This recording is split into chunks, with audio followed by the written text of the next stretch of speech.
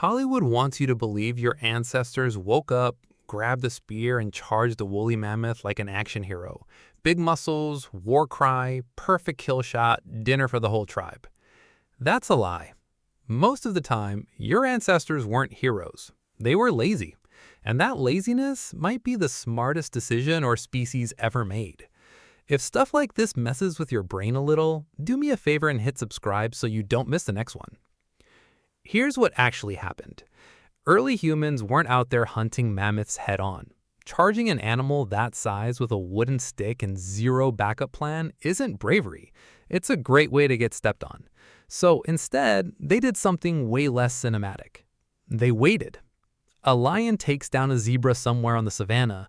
The humans? They're not helping. They're not competing. They're just watching, like nature's nosiest neighbors. Oh, you're doing all the dangerous work. Cool, we'll wait right here. Once the predator ate its fill and wandered off, the humans moved in and took the leftovers. This is called persistent scavenging, which is a very fancy scientific term for letting something else do the hard part. And here's the best part. The leftovers weren't even the good leftovers. The real prize was bone marrow. Most predators eat the muscle, the organs, maybe some skin, and leave the skeleton behind.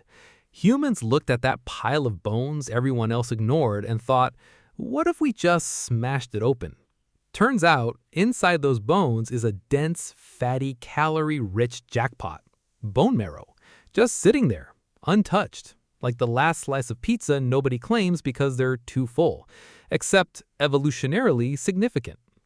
This wasn't a small discovery either. Marrow is packed with fat and protein, exactly what a growing brain needs. Some researchers think this steady access to marrow may have helped fuel the brain growth that eventually turned us into, well, us. So next time someone calls you a marrow-brained genius, that's actually a compliment.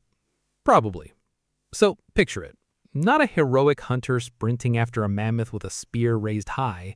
Just some guy crouched over a half-eaten carcass a lion left behind, smashing bones open with a rock like he's trying to get the toy out of a Kinder Egg. Not glamorous, not cinematic, but it worked. And honestly, this same pattern shows up everywhere in human history. We didn't survive because we were the fastest. We're not. A golden retriever would outrun most of us. We didn't survive because we were the strongest. We're definitely not. A chimpanzee would dismantle your whole skeleton in about 4 seconds. We survived because we were the most willing to take the easy path when the easy path was smarter. Early humans weren't trying to prove anything. They weren't trying to be heroes. They were trying to eat without dying, and they figured out that the safest way to do that was to let other animals take the risks first. This actually tracks with a lot of what we know about prehistoric life in general. There's this idea that early humans spent every single hour fighting for survival. No rest, no downtime, constant 5-alarm panic. But that's not really true. Once basic needs were met, early humans had real leisure time. We found cave paintings tens of thousands of years old. Sophisticated artwork, not crude scribbles, created deep inside caves by firelight. Someone spent hours, maybe days, painting horses and lions on a wall for absolutely no survival reason. That's not a species in constant crisis mode. That's a species that figured out the system, met its needs efficiently, and used the leftover time to become, accidentally, the first interior designers. So next time someone brings up the tough, rugged, mammoth-slaying caveman stereotype, you can correct them.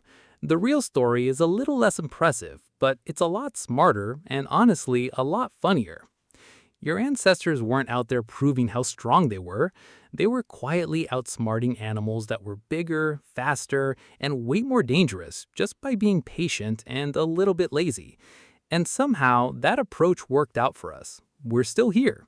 Meanwhile, a lot of those lions doing all the hard work, their exact populations didn't make it nearly as far. Maybe there's a lesson in that. Sometimes the smartest move isn't the boldest one. Sometimes it's just knowing when to let something else do the heavy lifting and being ready to swoop in when the moment comes. Your ancestors were basically nature's leftovers guy, and it worked out pretty well for all of us.